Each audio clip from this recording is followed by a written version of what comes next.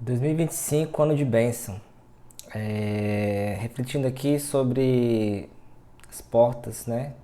A metáfora da porta é uma metáfora bastante comum, principalmente para quem está no meio religioso, enfim. Mas explica muito bem do que se trata, né? Ela é uma boa imagem do que acontece nas nossas vidas. Então, às vezes as portas se fecham e às vezes são portas de coisas que a gente considera muito importante, né? E a porta se fecha e você é ejetado, você é expulso, né, de um determinado lugar, de uma determinada situação, um emprego, um relacionamento, e você não sabe por que isso aconteceu. A gente foca muito na ruptura, na saída. E isso é bastante doloroso, bastante. É um potencial elemento que catalisa traumas, que pode fazer com que a pessoa cometa certas ações impensadas contra a vida dela, contra a vida de outras pessoas. Mas por outro lado, quando a gente pega essa dor, essa ruptura, esse fim e transforma em algo bom, a gente vai perceber que a porta que se fechou não é um castigo, não é uma punição, mas sim uma bênção, né? Uma libertação, uma oportunidade de você crescer, de você evoluir, de você ir para outros lugares, ver a vida de uma maneira diferente, mais madura, mais tranquila. Você tem a oportunidade de avaliar aquilo que te causava, reavaliar aquilo que te causava dor, sofrimento, ansiedade e perceber que tem coisas muito mais importantes, muito mais relevantes, que existem novas formas de se relacionar com as pessoas, que você pode ser mais seletivo, que você pode simplesmente não aceitar tudo que lhe colocam, que lhe aparentam, apresentam, na verdade, que você não precisa da aprovação dos outros para você seguir seu caminho, porque a vida é única e que não tem uma regra, uma receita, né? Existem princípios, os valores, eles guiam a gente de respeito, de honestidade, de sinceridade. Então são os guias que vão levando a gente ter uma ascensão, um crescimento, um desenvolvimento pessoal e um balizador para a gente plantar bons relacionamentos.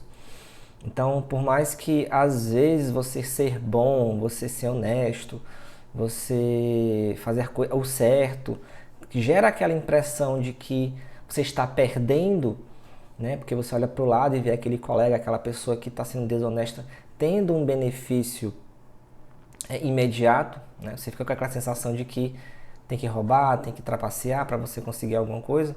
Mas no longo prazo, quando você planta boas sementes, né, você vai colher frutos de forma mais consistente. Você vai estar sempre ali se conectando com pessoas que vão ser gratas a você ou que vão em algum momento mais para frente vão abrir uma porta para você.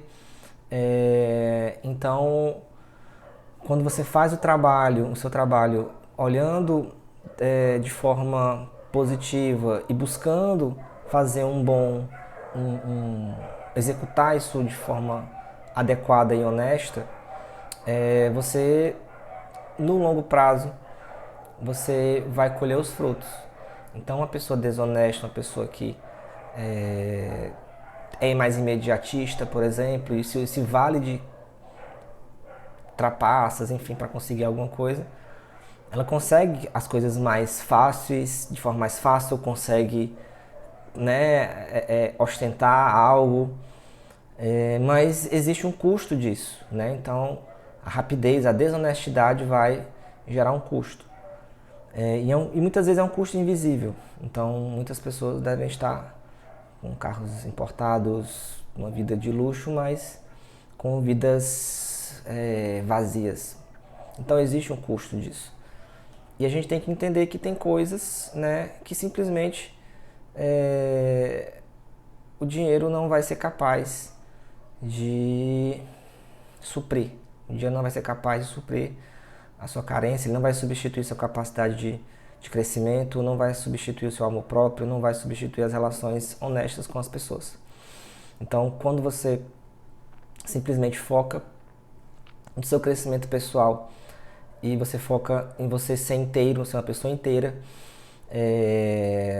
no sentido de não precisar da validação externa, não precisar, não depender, né? Porque às vezes a gente precisa de um feedback, na verdade, mas não depender de validação externa para que você consiga agir no mundo, você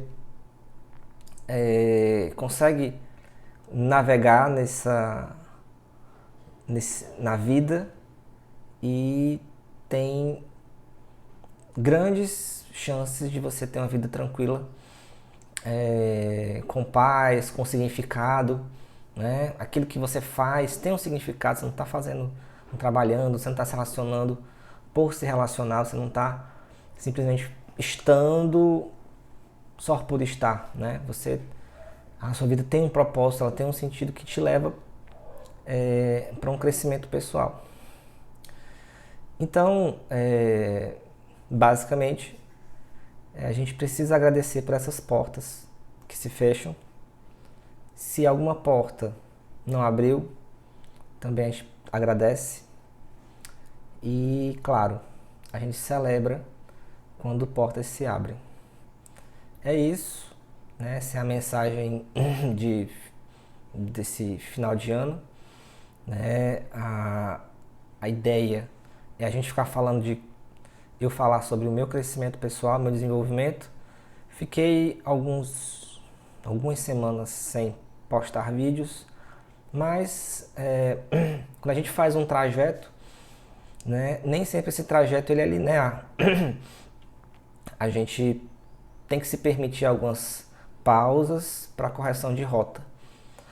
Então, são momentos importantes que fazem com que a gente pare para depois seguir adiante.